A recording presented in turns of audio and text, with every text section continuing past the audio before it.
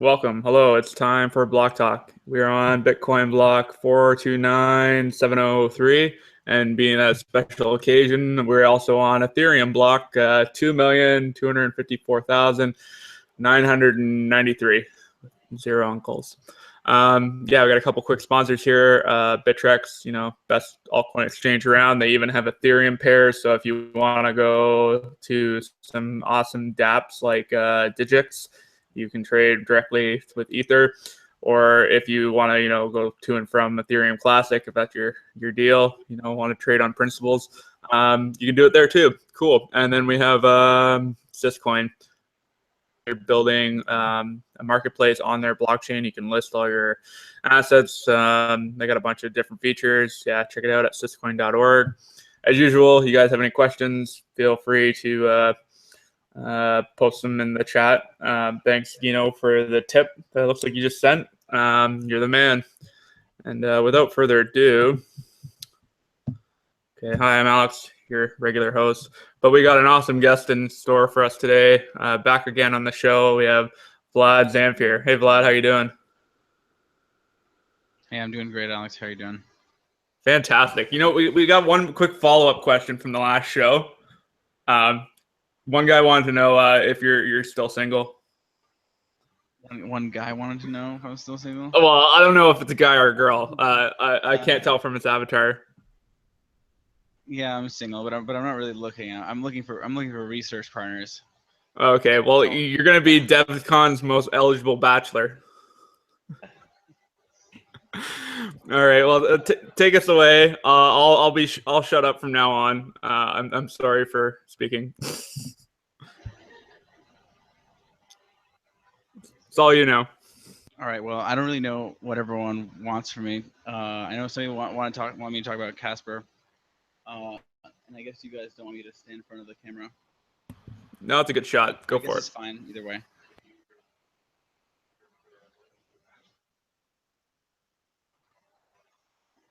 No, but it's okay. I just don't believe it.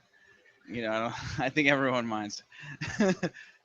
Okay, so we talk about like Casper, the DAO, whatever you want. I guess we could just do a Q&A. Unless you guys want like a hardcore tech thing, in which case I'm happy to do that too. But I don't know. I'm not sure how much you'll understand, but it might be fun.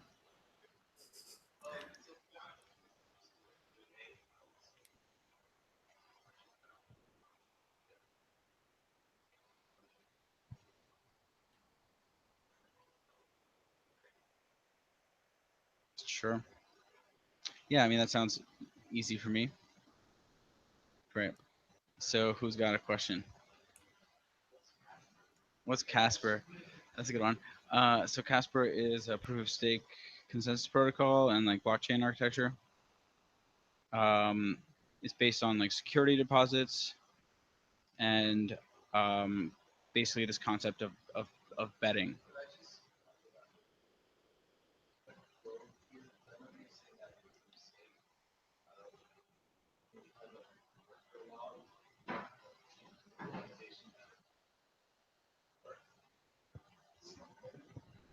Well, okay, so I mean, I came to the realization that proof of stake would work. I mean, we've kind of known that proof of work kind of works for a while. Proof of stake is a lot more tricky to reason about why it would work. There's classically these two problems that people always have, which is basically the long range attack problem and the nothing at stake problem. And I kind of realized a bit over 2 years ago, 2 years and like a couple of days ago, that like proof of stake could be made to work with security deposits and a change in the authentication model, so that you don't have the long range attack problem, because the authentication always happens based on some somewhat recent information, and you don't have the nothing at stake problem because of the security deposits are something at stake, which you could lose if you did something that the protocol decided was punishable. So the classical problems of proof of stake I kind of felt could be addressed 2 years ago in a bit, and then basically ever since I've been working on this like consensus protocol. It turns out to be kind of tricky, not so much because of the anti-Sybil mechanism, but because actually consensus protocol design is quite difficult. Basically, consensus protocols existed, for like 20 years before Bitcoin. The first consensus protocol was called Paxos, and there's a bunch of like variations and improvements on Paxos that are kind of used in the industry today as like consensus protocols. And those protocols are really, a lot harder to understand than Bitcoin. And Casper is kind of like, more similar to one of those protocols, to like a traditional consensus protocol than Bitcoin is. But Casper also has some kind of Bitcoin-like properties that traditional consensus protocols don't have. So namely, for example, Casper does have this notion of favoring availability in the event of network partitions. So like if there was a network partition, Bitcoin blocks would be produced on either side, and both clients on either side would have access to the system. And eventually, if the partition remerged, everyone would switch over to the partition with like most of the work. And Casper does the same thing, whereas the most traditional consensus protocols wouldn't produce blocks if there was a partition. They would just kind of notice that blocks aren't safe, and they wouldn't even produce blocks. And that's because they favor consistency. So I guess Casper is an availability favoring consensus protocol that also has the kind of economic stuff that you would expect from a blockchain. Basically, the way that the economics in Casper work is that you place a security deposit in order to become bonded, and then the protocol will affect the cost at which you operate by removing some of your deposit from you if you behave badly. So if you equivocate, which is like the highest sin, basically kind of amounts to being dishonest about what you've seen, then you would like lose your whole deposit.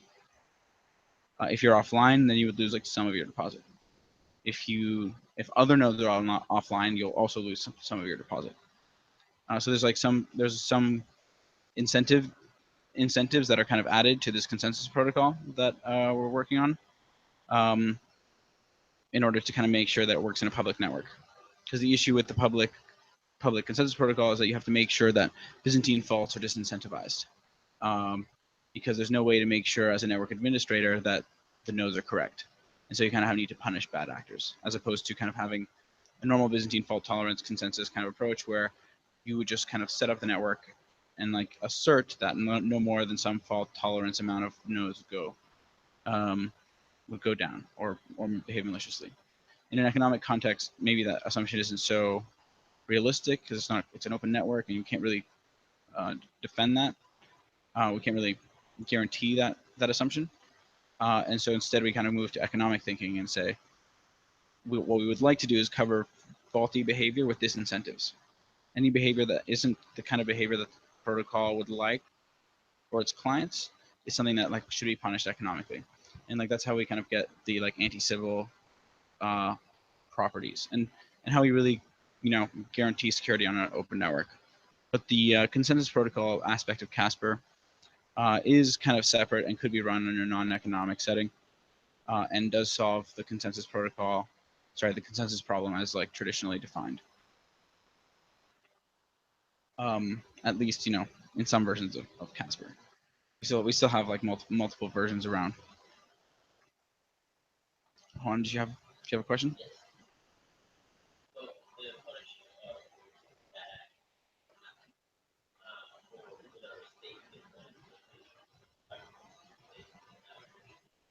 That's right.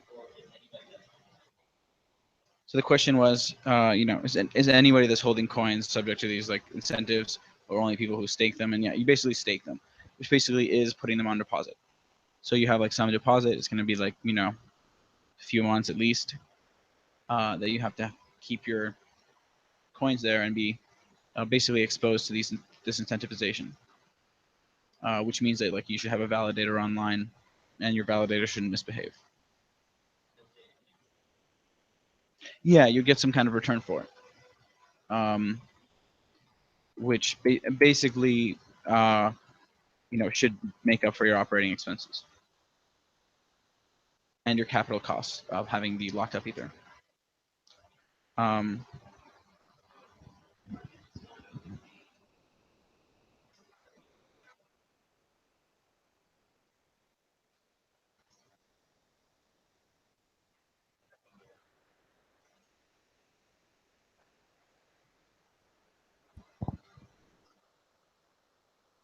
Well, so I mean, it's kind of economics, right? So we basically just need to decide like, oh, what's the price of being offline? You know, what's the price of appearing to be censoring? Um, and basically, you know, the economics kind of works no matter what the price is, but there's going to be like different effects in terms of the amount of participation of nodes, and in terms of like kind of the volatility of returns. Um, so it does impact the game, um, but basically, you know, there's some knobs there that we have to tune. And basically the trade. So there's a few trade-offs. Um, basically, if you punish people more for being offline, uh, then you know if they're honestly punished, then if they honestly go offline for like technical reasons rather than because they're being malicious, then they get punished. You know, for something that they maybe shouldn't be punished for because they weren't really being mean, right? Um, but and if you punish and we kind of have to punish that because we want nodes to be online. But the other kind of flip side is if we have to punish everyone else for censorship when that happens as well, because we don't know if that node truly was offline or if the rest of the nodes are in a cartel to censor them. And so I have to punish, if I want censorship resistance, I have to punish the rest of the nodes who are online for the nodes who went offline. Basically because otherwise it will be profitable to censor, right? Censoring, this is a kind of a fundamental problem in cryptocurrency actually, that you can increase the costs, the marginal costs of other nodes, add some cost to yourself in any cryptocurrency protocol, and then like cause these correct nodes to go offline, and then censor. So once you can censor, basically you have a kind of monopoly where only nodes in the censoring cartel can make blocks. So in Bitcoin, like 50% of the miners got together and decided any Coinbases that we don't recognize, we will no longer accept blocks from. They would get a very large increase in their revenue in terms of Bitcoin and transaction fees. And kind of the goal of this mechanism in Casper is to make it so that they like lose money. They'll still be able to make other nodes operate at a higher cost by censoring them, just like they would in Bitcoin today. But at least it would happen at their expense as well. The issue in Bitcoin is that the protocol can't actually tell where the missing proof of work is. It only sees the proof of work that was created and is in the longest chain. If there's a cartel of miners working to censor that work, you're never actually going to see it in the main chain, and the protocol isn't going to know that there's nodes being censored. Whereas in like the security deposit-based proof of stake protocol, we know exactly like which nodes are meant to be producing blocks, and so we can kind of observe the censorship and punish everyone for it.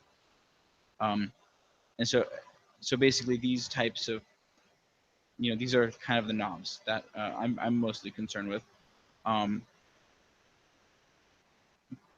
And basically, if we punish people more for when other nodes go offline, then it's more censorship resistant, but it's more open to something called a griefing attack, where you would like maliciously go offline in order to make other nodes operate at a higher cost.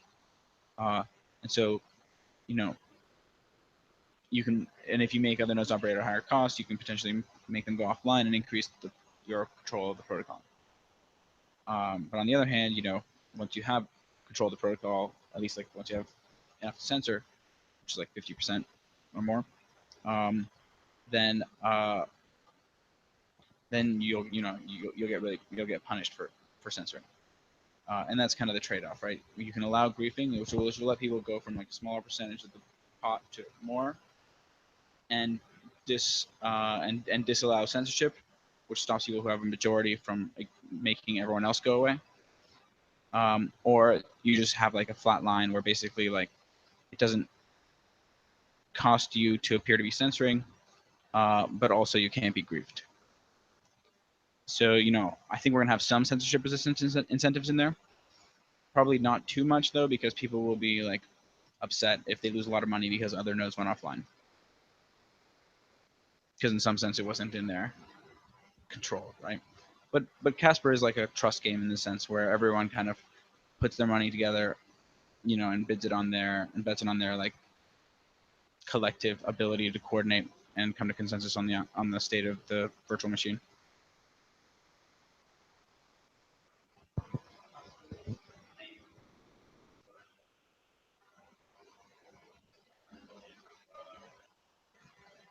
Yeah, so sure. So the question was, is Casper the name of like a particular protocol, or is it more like a project? And that hasn't really been pinned down yet. So basically, at the moment, there's basically like a there's a family of Casper protocols, and basically they're characterized by having this consensus by bet, which is basically like a consensus protocol that favors availability in the event of network partitions, and also doesn't have rounds, right? It doesn't proceed in rounds.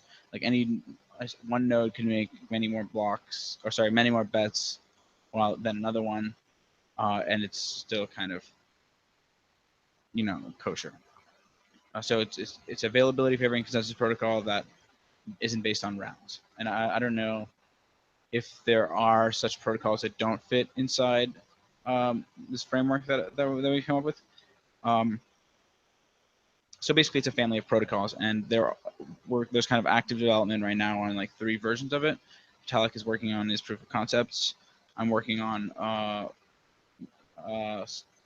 proof of concept for of my own. Basically, I'm working on a correct by construction Casper right now that you know, leads to consensus on a bit, like 0 or 1.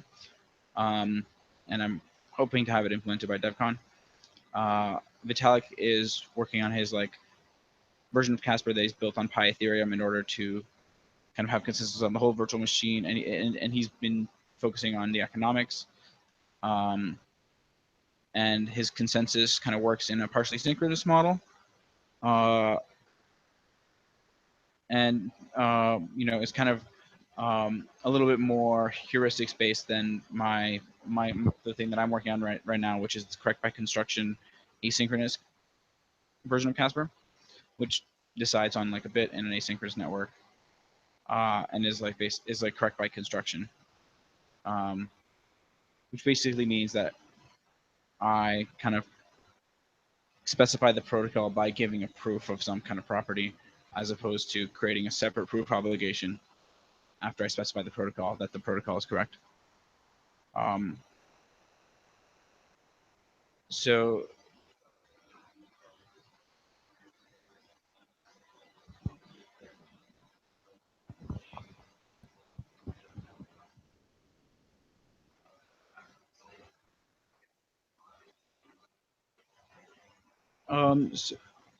so the question is it like one ether, one vote, or is there some kind of like preferential treatment to older coins?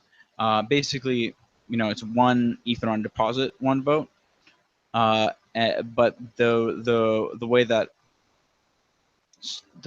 it works kind of varies between my protocol and Vitalik's protocol. For me, it's like straight up, you just basically take the latest bets from validators and sum the validators' weights, and compare the kind of outcome. So if like 60% of the weights of the validators like voted for 0 and 30% voted for 1, then you would choose 0. In Vitalik's version and in my kind of older versions as well, validators would have a choice about how much money they put at risk, which they would lose if that outcome that they're betting on didn't turn out correct. So they would be like actively betting on the consensus and saying, okay, here's 5 ether that I'll lose if this block isn't the one that wins at this height. And the way Vitalik's thing works now, and the way mine did just a month or 2 months ago, was basically by using the value at loss. So if I see this block, there would be 40 ether lost if it didn't turn out to be winning. And this block, there would be 30 ether lost if it didn't turn out to be winning. Then I would go with the block that has 40 ether at loss. So that's the value at loss kind of approach, where basically validators are basically have to expose themselves to loss, kind of as the other validators expose themselves to loss, in order to get everyone to choose the same block. And like game theoretically, it's definitely super interesting. I've taken a slight departure from that approach recently with the correct by construction asynchronous Casper, because I found that I could basically do it. I could provide a consensus protocol without giving validators this degree of freedom to say how much they will put at loss. And I think that's safer for everyone, because they don't need to like make this extra judgment. They just need to kind of you know, essentially prove that they've done the fork choice rule thing, and like give an estimate that is the majority or max weight estimate along with their bet, and kind of provide a justification of can be used to check. And basically from this information, I'm able to kind of reason about how safe the estimate is. And so I don't really need the more game theoretic value at loss concept. As a general, yeah. So there's no reputation. The question was there an example of reputation? There's just basically the payoffs, and like basically the incentives of these nodes with security deposits. In de facto extra protocol, there might be people might keep track of reputation and say, yeah, that node's been along for a really long time. Maybe I trust it not to equivocate a little bit more. That can matter, but it's definitely not going to be part of default node behavior.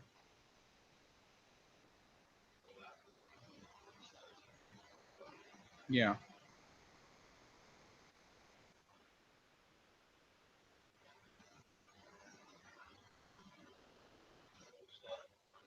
Yeah, totally. We're gonna scorch the miners earth. It's gonna be good.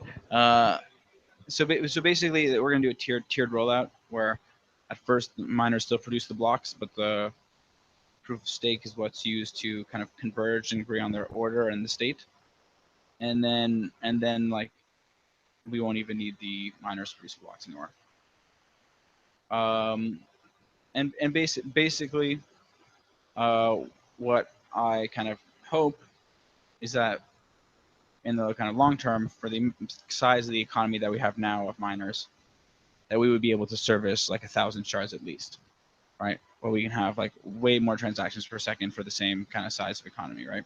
And so the reason why we're going to see kind of a pullback possibly in Casper if we don't also release it with sharding, in the kind of total size of kind of returns and given to these validators slash miners.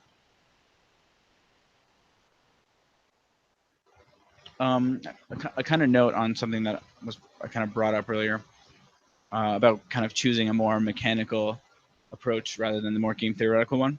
I think actually it's a good principle of mechanism design in general, that if you can kind of objectively check whether strategies were followed correctly and objectively check, optimal strategies for providing a service that is defined in the mechanism, then it's much better to do that than to rely on kind of incentives or reputation, because like objective verification of like whether or not behavior actually matches like optimal solutions or like market mechanisms sanctioned strategies, it can't be beat, right? You can't really beat an objective check.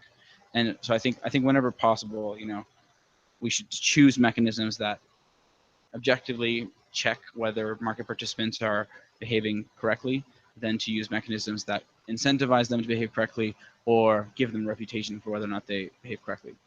It's always better to like check and throw them out if they don't behave correctly than to kind of incentivize them or indirectly or directly to behave correctly. A lot of the time, though, if you can incentivize someone to do something correctly, then that amounts to being able to objectively check whether they did it. But there are kind of social systems and other kind of imperfect information systems where you can incentivize things without being able to objectively prove that they were, that a certain behavior occurred or not. So I think that's kind of an interesting problem in general of like, if we have some kind of market mechanism or whatever kind of mechanism that we're designing, how much can we enforce? How much can we guarantee that participants in that mechanism, if they're not like just trusted software that we have on trusted hardware. How much we can actually get, like, police them and make sure that they follow the protocol. And a lot of the time, what you might have a trade-off where if you pay for additional overhead, then you can police more. So as a kind of a general frame, I would say that if you have some cryptographic protocol and you're willing to tolerate a lot of overhead, then what you might do is produce a like zero knowledge snark, right? With every protocol message showing that you follow the protocol to produce the message, and you would like post every message to some kind of blockchain, and you would disincentivize people from not posting messages. So if their messages don't show up, then they like lose some money. And like that feels like it gets pretty close to making sure that the nodes behave well, but there are still things that nodes can do that the protocol can't really tell. They can pretend they didn't receive messages. That's always a degree of freedom where you can't really tell at the protocol level whether or not a validator did or did not receive a message they apparently didn't see according to their protocol messages.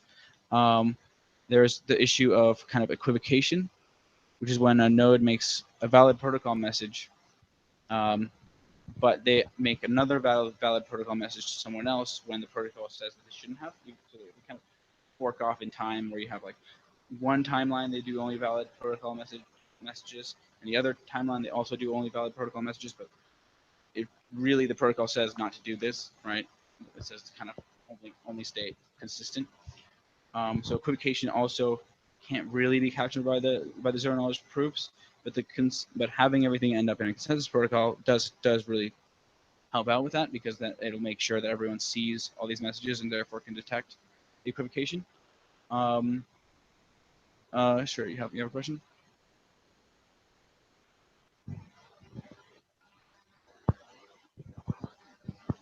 How are they being tricked into lying?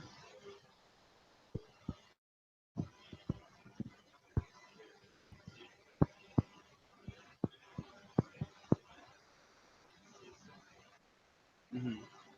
Yeah. So this is very much what we are kind of thinking about when we talk about safety in consensus protocols. It should be if a consensus protocol is safe, then it should, if it's safe in an asynchronous network, then this attack won't work. You won't be able to make it think it's in a state of a network that it's not. If your consensus protocol is partially synchronous or synchronous, then this kind of adversary might make your node think that the state of the consensus is one thing when really it's another. But this is absolutely what I'm thinking about when I think about safety.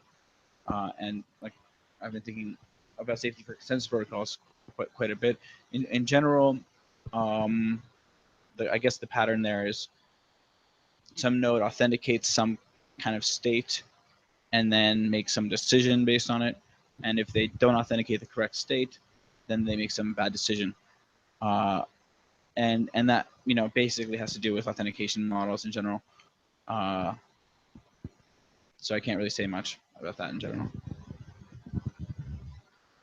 Other than it's really important to check these things for this, to make sure they're resilient under asynchronous networks, right? An asynchronous network basically means that you don't get to make any assumptions about which messages will be delivered, what order messages will be delivered in. It basically allows for kind of any causally possible evolution of the protocol to take place, rather than any kind of synchronistically possible protocol state updates. So I think if you have like asynchronous protocols, you don't really worry. You don't really worry that much about an adversary that controls your network connection.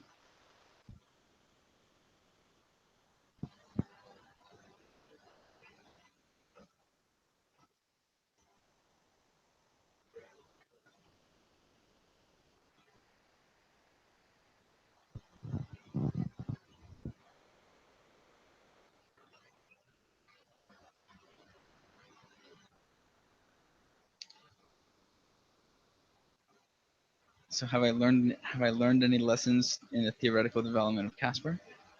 Jesus. Yeah, I learned some lessons. I think a lot of them. It's really hard to kind of, you know, think about it all at once. It's been like 2 years, since I've been working on proof of stake. Casper, I guess, a year and a few months. Maybe even longer. So basically, I would say that uh, you know this kind of design of public blockchains is basically at the intersection of mechanism design and consensus protocols. Basically, because blockchains are consensus protocols and they're kind of public consensus protocols that work via economic mechanisms that make sure that it's difficult to like costly to take over the network and have kind of more than some critical proportion of nodes in order to sort of take control of the protocol. So mechanism design. I'd say the biggest thing that I've learned and always try to tell people is to not be satisfied with fault tolerance as a way to analyze their mechanisms. I think that we really need to be assuming that the mechanisms that we deploy into the kind of open market are going to experience oligopolistic markets. They're going to have kind of concentration of wealth and low coordination costs between a small number of very powerful entities, but high coordination costs between a large number of less powerful participants in the market. And so there's basically oligopolistic market models and kind of what we're really doing is mechanism design for oligopolistic markets, I think. And people, I think, instead would prefer a lot of the time conceptually to say, we're going to make a consensus protocol and then make it incentive compatible. But I think that that's a much lower burden than to make a consensus protocol that has guarantees in an oligopolistic setting. So I think that's kind of super important. In terms of the consensus protocol stuff, I've also learned some interesting things. One of the things I like to share with people is that there's basically, 4, or if you really look into it, 5 kind of main failure modes of blockchains. There is censorship, so like blocks or transactions are being censored. There is reversion of state. So basically, there's like some state that was confirmed, and then the attacker went and somehow reverted that state and kind of made it so that something that was true before now kind of isn't true. Then there's preventing consensus, which basically amounts to stopping people from coming to consensus on like the next block. And there's making invalid blocks, and the last one is like making unavailable blocks. So kind of like going through them quickly. There's censorship, reverting consensus, preventing consensus, making invalid blocks, and making unavailable blocks. So the first 3 are kind of different variations on the state transitions. Like one of them is reverting it, one of them is preventing a new one, and the other is kind of selectively being like selective about it, being saying like some of them can go through and some of them can't. And then the invalid transition and the missing transition are kind of the more interesting ones, where basically like the problem there is that someone would make a block and it would say that the state changed to something else, but really like the transactions in there wouldn't actually verify. But if that block is unavailable, like if you can only find the block header but you can't find the actual transactions, you can't verify whether or not it's correct. And people who are using light clients will be fooled by this, because light clients don't verify all this information. They'll just use the proof of work to kind of check it. So there's like these 5 failure modes for consensus protocols. It's useful to know them because then you could kind of ask for whenever someone sticks like a blockchain in front of you, what it would take to cause each of these failures. Another thing that I've kind of been learning a lot about is consensus protocols and the kind of consensus protocol research that existed before Bitcoin. and basically the different types of network models and fault models that they use there.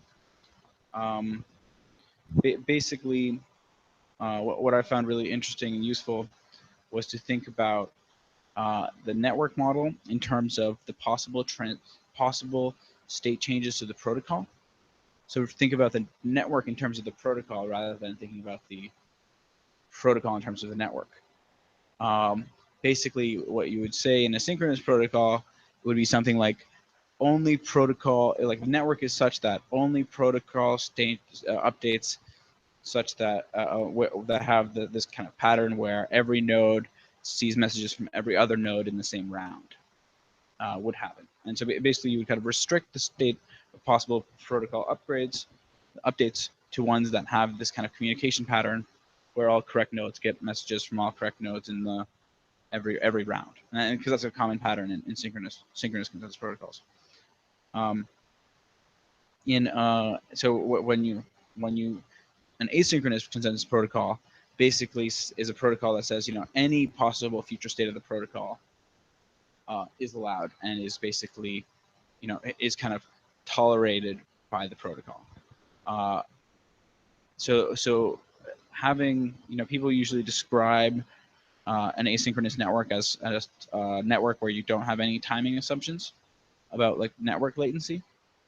But I think that that's kind of significantly less useful than think about in an asynchronous network, every possible order of message passing in that could happen in the protocol might happen. And this is why you kind of get these like FLP impossibility type results, because you can kind of show that every protocol has some message passing order where it never actually converges. So I guess that was like a little bit about the mechanism design and a little bit about consensus.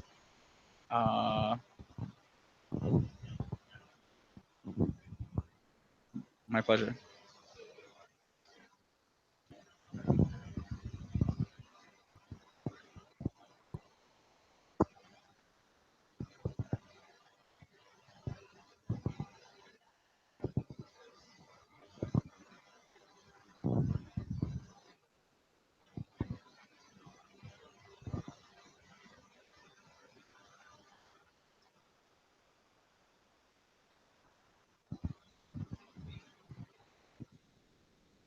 Yeah, that's basically right.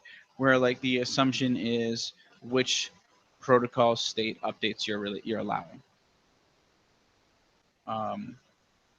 Yeah. Another cool thing that I like to tell people about is basically this idea that when we say whether something's a hard fork or a soft fork, we really need to say with respect to what capability in particular. And also additionally, you should say like how in particular is that capability being affected. So like to take a little example, the kind of soft fork, quote unquote, that Ethereum tried to do to censor the DAO attacker. It was a soft fork with respect to authentication and validation of the blockchain, because like you still use the same rules as before. But it was actually a hard fork with respect to mining, because any miner who wouldn't have upgraded after the soft fork would have went through would have essentially lost their capacity to mine, because they wouldn't all the blocks they would produce would be excluded by the other chain because they would have the attacker's transaction in them. And so that soft fork was a hard fork with respect to the mining strategy because it wasn't backwards compatible. The old mining strategy doesn't work to interact with the new mining strategy. In general, whenever you have any kind of interactive protocol, you could really think about patches to that interactive protocol as hard forks or soft forks with respect to particular capabilities that are affected in particular ways. So I think, it's pretty obvious thing to say, but unfortunately, the kind of taxonomy around soft forks and hard forks has been very, very vague, and I think this kind of thing would help. Here's like a fun kind of fact. two soft forks could be a hard fork with respect to each other. So you might know, so here's like this simplest example, you might know that to introduce a non-standard op in Bitcoin, if it's not blacklisted, it only requires a soft fork, because basically a miner can mine that block, and other miners will just treat it as valid, even though they wouldn't have mined it themselves. And so everyone's kind of strategies are preserved, and now we have a new transaction type. But if two miners decided to do the soft fork and they use the same op, and then they had conflicting expected behaviors on whether that op led to something being spent or not, then all of a sudden those miners won't mine on each other's blocks, because someone made a transaction with a non-standard output from one of the soft forks and it was incompatible with the other soft fork. So the soft forkedness isn't not transitive. I don't know. No, it's not misdemeanor. It's just you have to do them sequentially for them to be guaranteed to be soft. If you apply two soft forks in parallel, then you need to make sure that they don't interact in any way, or if they do interact, that basically all kind of previous capabilities or kind of interactions still work.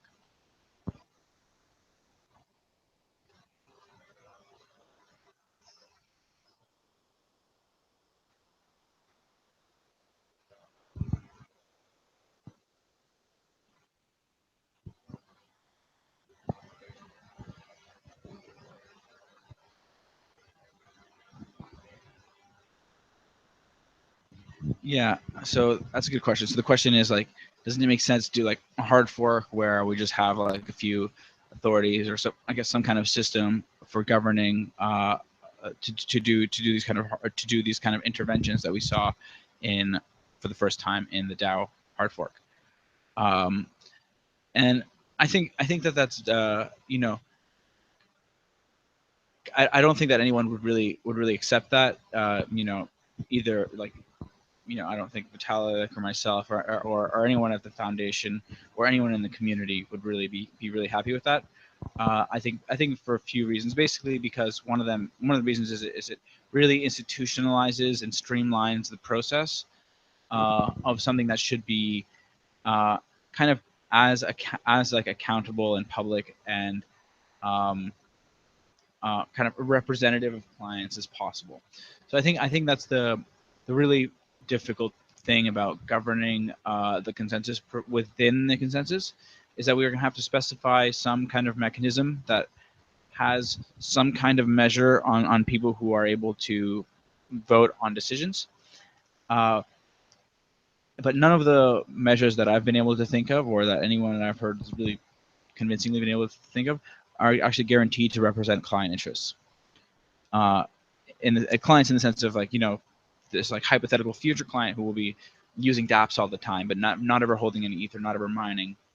But clients that maybe do exist today, but that are really the kind of constituency that we really want to serve, these kind of political terms, with the protocol, right? I mean, the protocol should be for the clients, for the people who would pay transaction fees. And the only anti-civil mechanism on transaction fees, on clients right now is transaction fees, but it's not very good because miners can pay themselves transaction fees. So I'm not really sure that whoever is put in charge of the thing is going to do what's in the client's interest, but I am more sure that hard forks will make sure that what happens is in the client's interest. And the reason for this is because hard forks, at least especially if they're hard forks with respect to all capabilities, give clients a really, they require client consent in the sense that the cost of a hard fork going through is basically much higher if the clients don't agree, right? And so and it really is like clients, i.e. like any kind of user interface, the way that people really access Ethereum, they are the ones who really have say in the end on the hard fork and on any hard fork. And these are the people who I think we need to serve. And so I think that a hard fork hard forks are much preferable to kind of in consensus governance mechanisms. Um, and I think, you know, at least until we can think of a mechanism that represents clients. There is like one idea which I like, basically to have a mandatory minimum transaction fee and to have like half of that fee be burned by clients. And then you would have an anti-Sybil mechanism that is actually kind of reliable, because there's not just someone else on the other side taking that money and potentially gaming the voting system. So, you know, but the issue with transaction fees is that you really need to be talking about paying fees over the course of a year or more if you want to have a Sybil-resisted outcome in terms of a threshold, which I think is fine, but is not fine for any kind of emergency hard fork like we had with the DAO, because those require much less. They don't allow, they don't let you have as much time to like kind of get the signal in, but you have to have that time if the signal is transaction fees, which kind of reminds me of like another thing I like to kind of tell people. Basically, my hypothesis is that the larger the community is, and the shorter the amount of time we have to come to consensus on a hard fork, the harder it is to come to consensus on a hard fork. So in this case, for the DAO fork, we had like a short amount of time, but arguably the community was not that big. Certainly a lot bigger than it was just 6 months prior, but not necessarily that big compared to, say, the Bitcoin community. And generally, like, you know, unless we do something like build into the protocol a mechanism for hard forks, then what we're going to have is this type of a situation where hard forks are going to be contentious because either the community is too large or we don't have enough time. And if the community isn't too large or we have enough time, then we should have the public discourse should kind of settle itself out and we can have like consensus. But if we, you know, are going to be in a situation where we have to do forks too quickly, or if for the number of people who are in the community, then we basically need to choose between, you know, not doing the forks on that timeline or having contentious forks. And I think that contentious forks, you know, are actually preferable to no forks in a lot of situations, especially basically because this kind of governance split, I think, could be really valuable for governance sake, because when you have like a community governing a protocol, for them to be effective, they need to understand their shared values and and what kinds of decisions for the thing they're governing, i.e. the protocol, they want as clients. And different clients have different needs, and if different clients, you know, prefer different social contracts, then I think that, you know, if we're going to serve clients, you know, and keep them as like the number one priority, then I don't think we should discourage contentious hard forks, because they really, you know, do kind of provide a win-win, except for in as far as there's a loss in utility due to network effects, and in as far as information asymmetry makes it difficult for people who are not participating on a very active daily basis to navigate the space, and I think that's kind of quite a large cost, actually. So, but I'm just saying, I don't think contentious hard forks are that bad. You know, most people do, and so that's why I have to say it.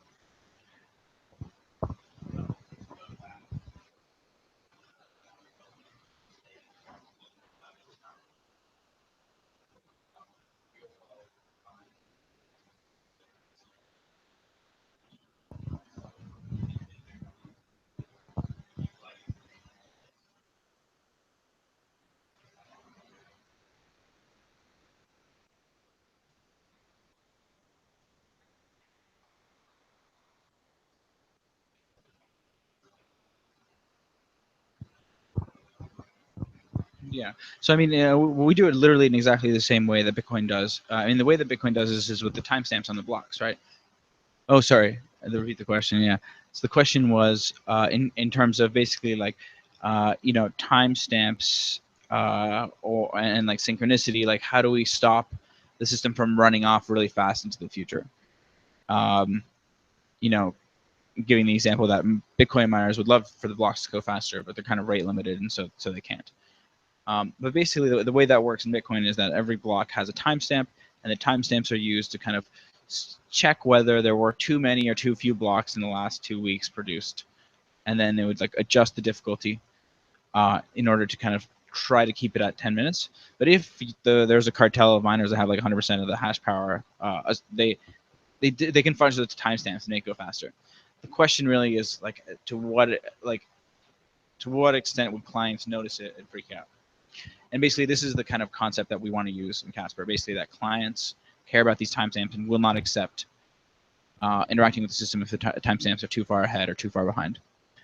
And moreover, in my kind of preferred world where we have transaction fees only and there's no issuance as rewards, there's also no incentive for them to roll it forward faster because they just end up just creating a lot of overhead for themselves while earning the same amount of transaction fees.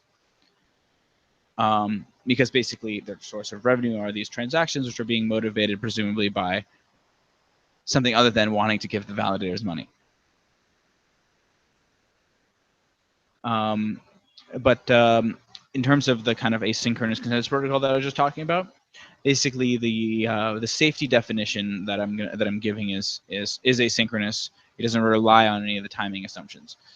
While certainly liveness guarantees will rely on timing assumptions.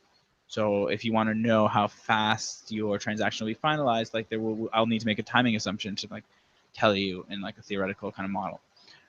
But for me to tell you how safe your transaction receipt is, I can tell you that without any timing assumptions.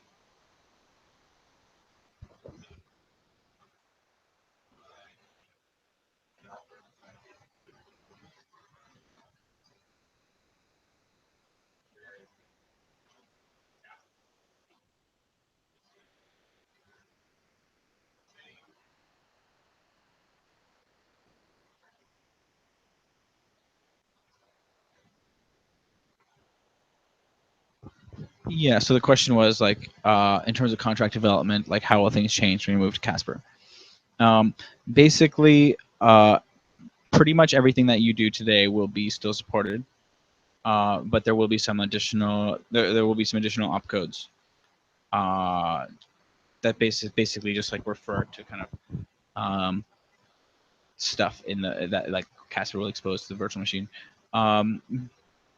Basically, there's going to be information about the transaction receipts in previous blocks that you'll be able to access from the contracts, at least in kind of my version of Casper right now. But this is something where this is definitely still the kind of details that we're still discussing.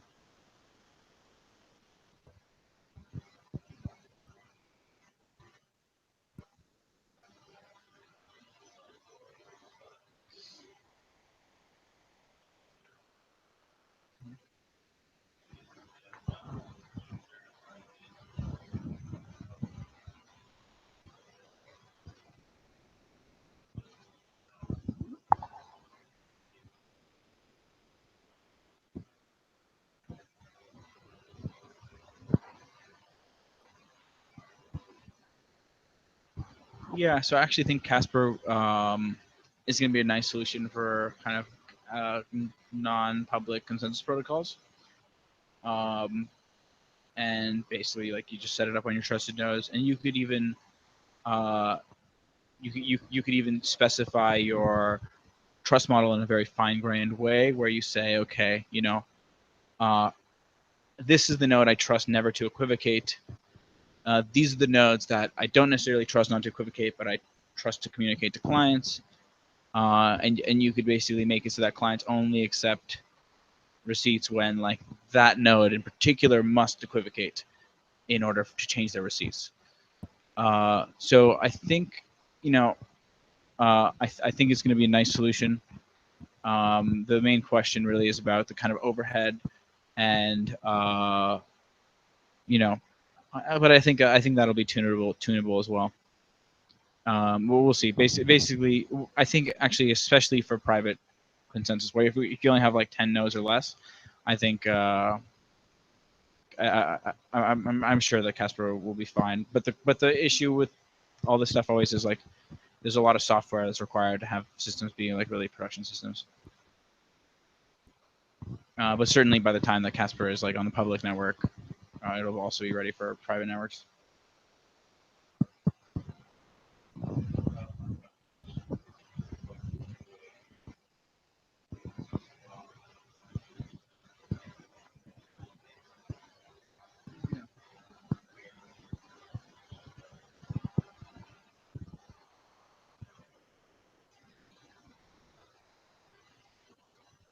Yeah, I mean, I think anytime you use a consensus protocol, I think Casper will be like a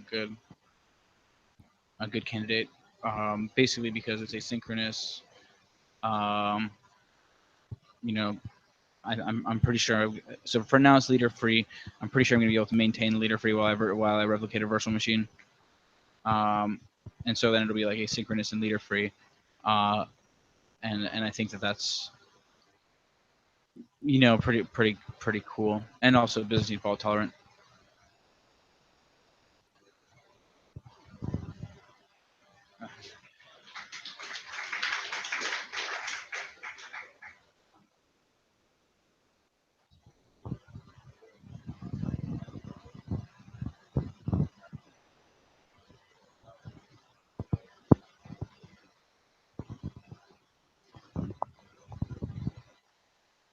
Sure. Yeah. So the question is, do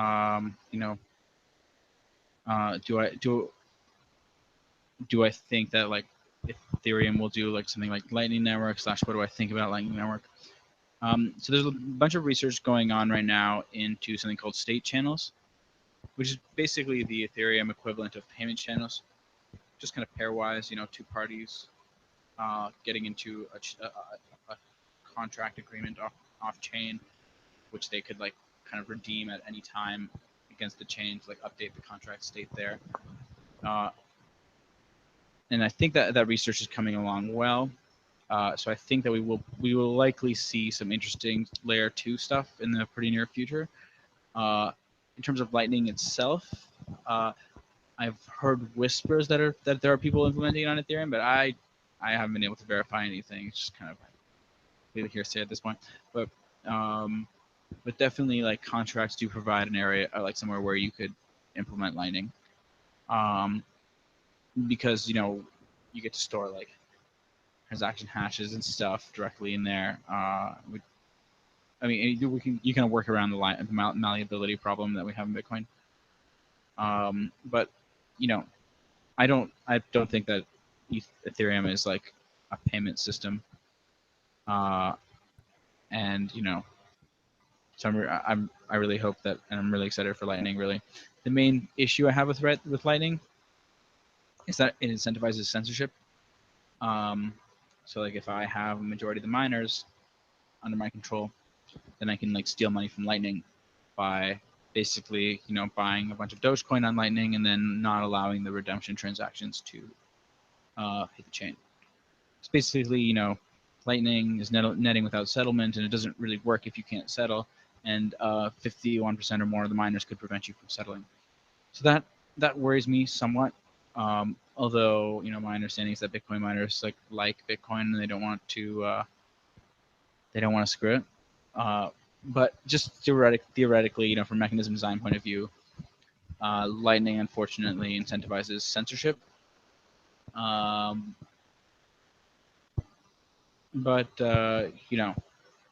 I'm hopeful that it's the right thing for Bitcoin in the short term. In the long term, I would love to see Bitcoin move to sharding. So sharding is basically when you have like a bunch of consensus protocols running in parallel, running kind of a protocol between them to maintain consistency properties of the state that is kind of distributed across them. And basically the idea is that it would like allow blockchains to scale out instead of up, so that like basically different nodes would be processing different subsets of the transactions, as opposed to having every node deal with every transaction.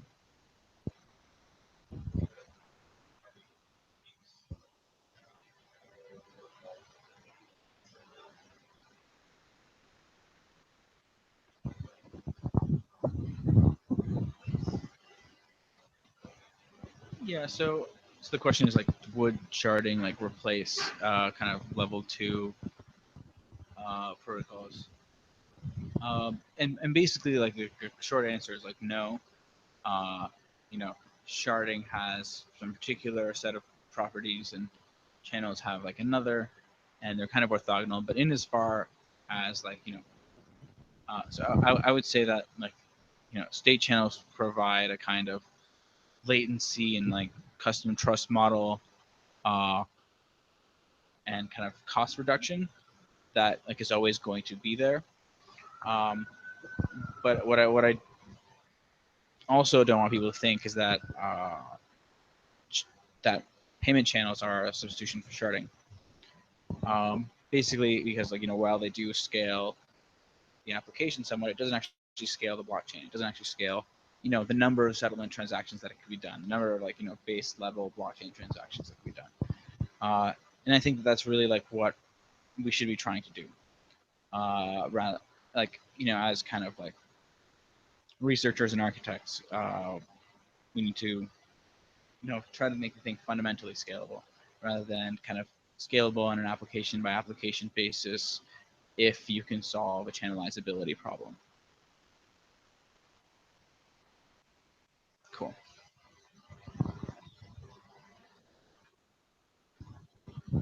Go ahead.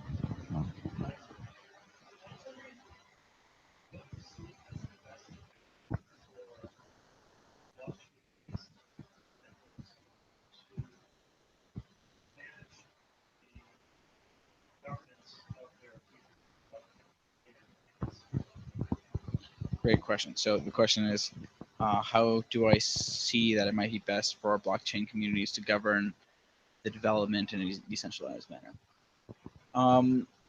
So I think governance is a fundamentally kind of difficult issue, and that it's especially difficult in our context because in the public blockchain context we can't really measure the community. We don't really know who gets like how much of a vote unless you only restrict yourself to like coin holders or miners.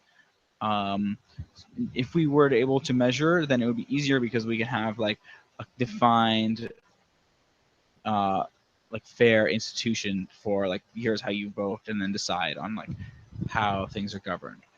But since we don't have that, I think what we need to do is rely on a kind of like culture of communication and of like discussion, kind of that like brings everyone who is kind of interested and also being constructive kind of into the conversation and thinking and decision making that happens in governing the protocol. There's basically though governance is a kind of a fundamentally difficult problem because you have to organize and seek input from a large set of people and aggregate it in a way that translates into decisions being made for some particular resource that's being governed. And managing those types of resources as a single individual without having to deal with any politics is challenging enough. When you're talking about decentralized governance, what you'll usually run into is differences in people's semantics about what they talk. Oh, so like a difficulty of communication, people having different values. There's all sorts of different things that make it even more complicated than just the normal management of the software. I mean, managing a software project is hard, right? Writing software so that a decentralized community can manage a software project is at least as hard. So I think distributed governance is a big challenging problem. I think kind of what is most important though is the kind of culture around why and how decisions should be made. So the more we can have like shared values, and the more that people know what the shared values and goals of the community are, the more it'll be clear whether some decision goes against those values or not. And I think that would help a lot. But outside of a governance crisis, there's also a funding crisis, right? I mean, it's also the case that like for the kind of level of software development, that we're hoping for over the long run, it's also not clear. It's not clear how we're going to fund it or how we're going to organize it, because it is a public goods kind of problem. So it's like a public good funding problem and a public good governance problem. So I think it's non-trivial, but thank God we have Vitalik.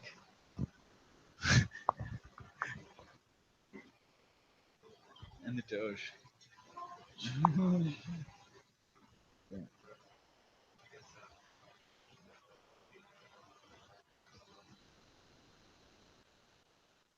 Take a break. Does who have any questions? Yeah, I got a question. You guys hear me right? Yep. Okay, so there's something going on right now with a couple altcoins that are using the Ethereum code base. They all have kind of smaller hash rate, like they're only maybe 2 gigahash or 5. But they are experiencing hard forks that actually cause a successful double spend on a major exchange. And they found out this is kind of possible. Like it's a lot easier to, I guess, mine offline. And then what they did, they came back online. They did a DDoS with all the nodes. So my thoughts or my curiosity is, Ethereum launched with about 100 gigahashes, and you guys still were at 1,000 confirmations. Did you guys kind of design the proof of work to only operate at a certain scale? Like it doesn't really work at these smaller scales? No, I mean, we designed it to be very much targeted to graphics cards.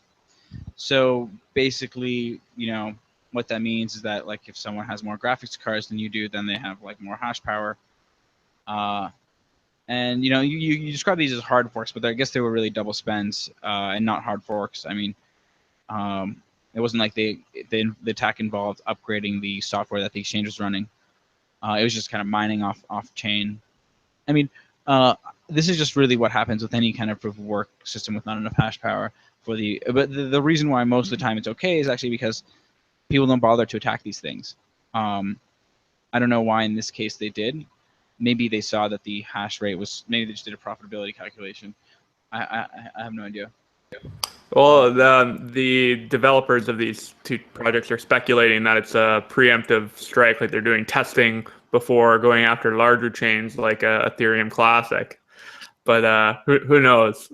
Yeah, I mean, I definitely wouldn't encourage that kind of behavior. I think it's black hat. I don't think that's cool. Basically, because people really care about ETH Classic and they don't want it to get attacked, and so it wouldn't be nice to do that. Mm-hmm. If anyone's listening.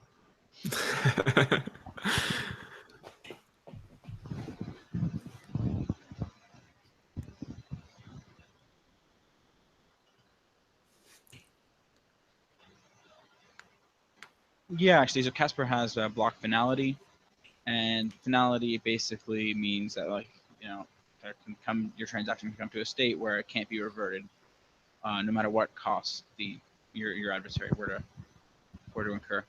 And so that really helps exchanges in terms of accepting deposits quickly, and also in terms of not having their deposits be reverted.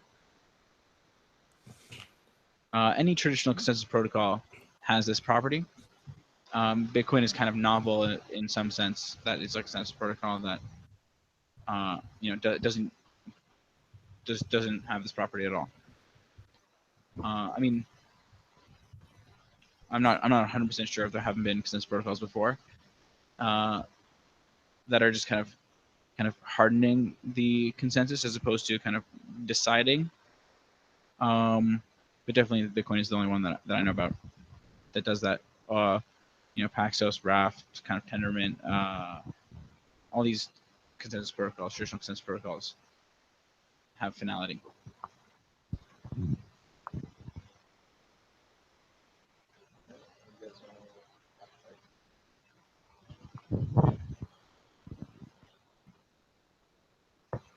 you want to ask?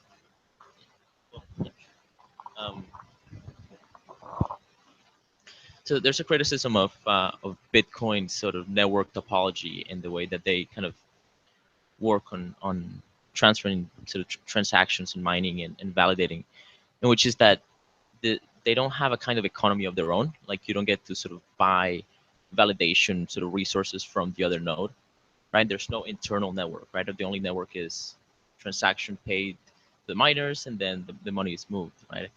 And that it, what do you think about that idea that we need to create sort of markets within the blockchain, like for the sharing of resources and validating things, etc. So basically the question is like, do I think we should have like markets within the blockchain for like validating and resource sharing and stuff? And I think like, yeah, absolutely. I mean, you know, it's always been like kind of part of the dream that like you would get rewards for sharing blocks and for being like a node that actually contributes any kind of service to clients. But the issue is that it's difficult to do unless you have some kind of scalability solution. Maybe with Lightning, you'll be able to pull it off on Bitcoin.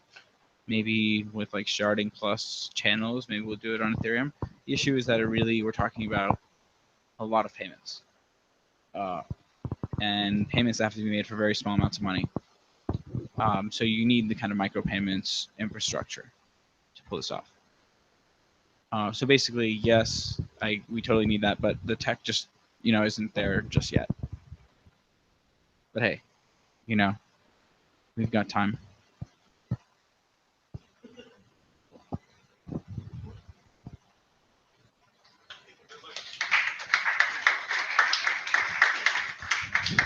Thank you.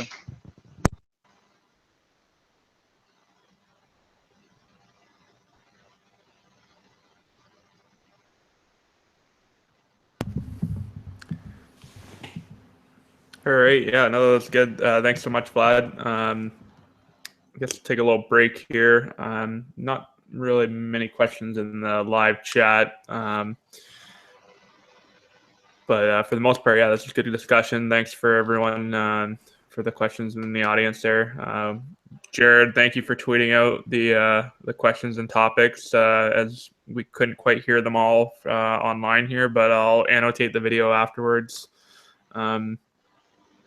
Yeah, and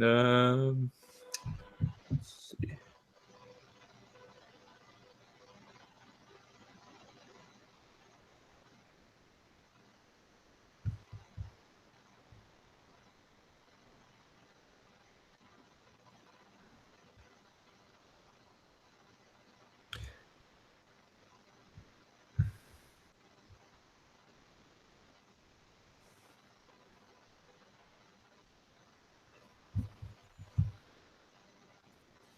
All right, Cameron, I think I'm going to just end the broadcast here.